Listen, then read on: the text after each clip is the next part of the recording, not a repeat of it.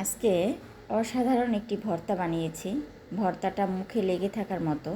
এই খাবারটা আপনারা যদি একবার বাসায় ট্রাই করেন, আমার মনে হয় 1000 বার বানিয়ে খাবেন। এই ভর্তাটা আমি রেস্টুরেন্টে খেয়েছি। তো এই 2 ধরনের সবজি দিয়েছি, এখানে 2 ধরনের সবজি দিয়ে এই ভর্তাটা বানিয়েছি। আশা করি আপনাদের কাছে অনেক অনেক ভালো লাগবে। আসসালামু আলাইকুম, রান্নাঘর থেকে সবাইকে স্বাগতম। আশা করি আল্লাহর রহমতে আপনারা সবাই ভালো আছেন। এখানে আমি মিষ্টি কুমড়া নিয়েছি আর নিয়েছি 4 পিস নিয়েছি আপনার সিম। আমি এগুলো একটু অল্প সেদ্ধ করে নিয়েছি, বেশি না, আপনার 5 মিনিটের মতো সেদ্ধ করেছি। এরপর আমি একটা প্যানে তেল দিয়ে আমি কিছু শুকনো মরিচ ডালতেছি আর কি। তো শুকনো মরিচ আর কাঁচা মরিচ আছে 3টা লাল ধরনের। তো আর কিছু রসুন আমি ভালোভাবে ভেজে নিচ্ছি। এভাবে একটু সুন্দর করে ভেজে নিতে হবে রসুনগুলো। এরপরে আমি এক এক করে এখানে যে আমি একটু সেদ্ধ করেছিলাম আপনার মিষ্টি কুমড়া, সেই মিষ্টি কুমড়াগুলো এক এক করে এখানে আমি একটু ভেজে নিব। এইভাবে আমি সবগুলো মিষ্টি কুমড়া এখানে অ্যাড করে দিব। ঠিক হুবহুব এইভাবেই বানাতে হবে। এভাবে যদি আপনি একবার বানিয়ে খান, আপনি বিশ্বাস করবেন না, মানে এতটা মজা হয় আপনি বিশ্বাস করবেন না, ভীষণ ভালো লাগে খেতে। তো যাই হোক, আমি এভাবে সুন্দরভাবে সব মিষ্টি কুমড়োগুলো এখানে অ্যাড করে দিয়েছি।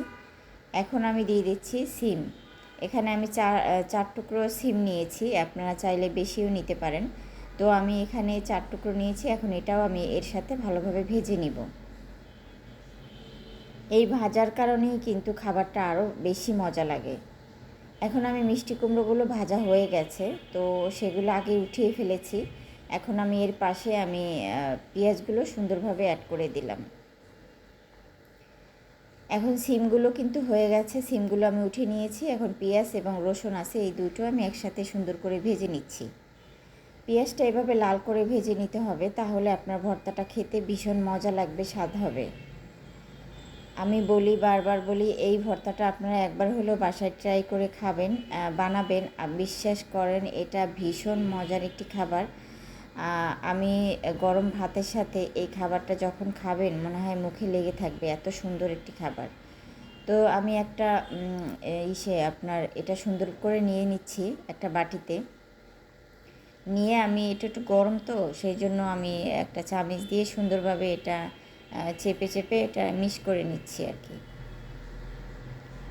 এটা একদম গরম অবস্থায় আমি এটা ঠিকঠাক গুছিয়ে নিচ্ছি। তো আমার মিষ্টি কুমড়াটা হয়ে গেছে। এখন আমি সিমটাও গুছ করে নিয়েছি। এখন নিচ্ছি আপনার মরিচগুলো। এখানে আমার মরিচ একটু কম ছিল, তো 3টে আমি কাঁচা মরিচ নিয়েছি লাল লাল। তো সেগুলো একটু সুন্দর করে ভেজে নিয়েছি, এর সাথে মিশিয়ে দেব। এখন আমি দিয়ে দিচ্ছি লবণ। এখন ভালোভাবে এই দুটো আমি মিশিয়ে নিয়েছি। দেখেন কালারটা কত সুন্দর দেখাচ্ছে। এখনও অনেক কিছু বাকি আছে, এগুলো দিলে তো ভর্তাটা যে কী মজা হবে। তো এখানে আমি পেঁয়াজগুলো অ্যাড করে দিয়েছি, পেঁয়াজ এবং রসুন, আমি যে রসুনগুলো দিয়েছি সেগুলো। এখন এর সাথে এগুলো সুন্দরভাবে মেখে নিব। দেখছেন রসুনগুলো একদম মিশে গেছে, একদম সফট হয়ে গেছে। রসুনগুলো হাত দিয়ে করলে দেখেন মিশে যায় একেবারে। তো সুন্দরভাবে আমি এটা ভালোভাবে এটার সাথে মিশিয়ে দিয়েছি। এখন আমি দিয়ে দেবো এখানে ধনিয়া পাতা। ধনিয়া পাতাটা একদম কাঁচাই দেবো, এটি আমি তেলের সাথে ভাজি নাই, কাঁচাটাই বেশি ভালো লাগবে, ঘ্রাণটা আসবে সুন্দর একটা।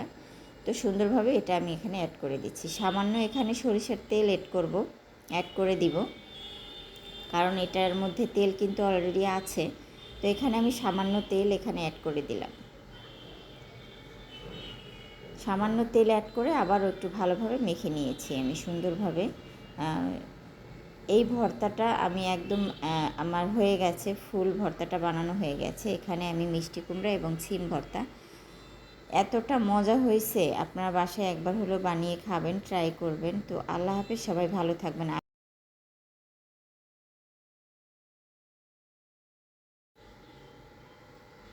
বৃষ্টি